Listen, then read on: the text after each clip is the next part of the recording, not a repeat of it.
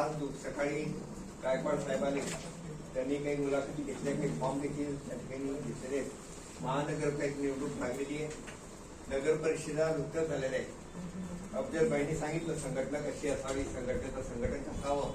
निश्चित त्याचा पद्धतीने मजरबाई त्यांचे सहकारी काम करतील, आम्ही त्यांना सहकार्य करू.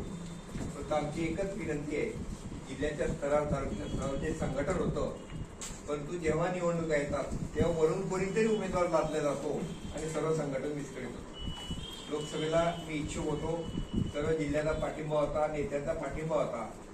अनोळखी माणूस त्याचा पक्षाशी संबंध नाही, तो काल भाजपात गेला, तो अजितदादा गटात गेला आणि त्याला आम्ही तिकीट दिलं. कसं काय संघटन तिकीट राष्ट्रवादीला आणि मी जवळपास 82 पासून पवारसाहेबांच्या सोबत काम करतोय. 82 पासून आजपर्यंत पवारसाहेबांची निष्ठा ठेवली. सर्व नेते मंडळी, कार्यकर्ते यांना घेऊन आम्ही थांबतोय. संघटना मजबूत केली, जिल्ह्याभरात संघटना उभी केली, 6 आमदार आम्ही निवडून गेले. परंतु अशा वेळी जर प्रदेशवरून काही असं होत असेल तर मजरबाई काही करू शकत नाही, मी काही करू शकेल, बाई करू शकत नाही. याची आपण दक्षता घ्यायची पाहिजे.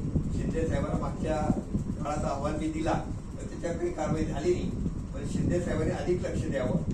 लोकांच्या ज्या मागण्या आहेत, संघटनेच्या कार्यकर्त्यांच्या, असे बहु लाडवंदरी मागचे माजी शहराध्यक्ष आहेत, एजाजबाई आहेत.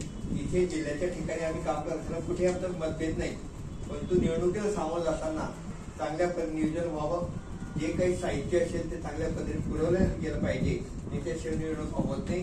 या ठिकाणी 4 भाजपचे मंत्री आहेत, त्यांच्या समोर टिकाव कसं काय धरणार हा महत्वाचा प्रश्न आहे.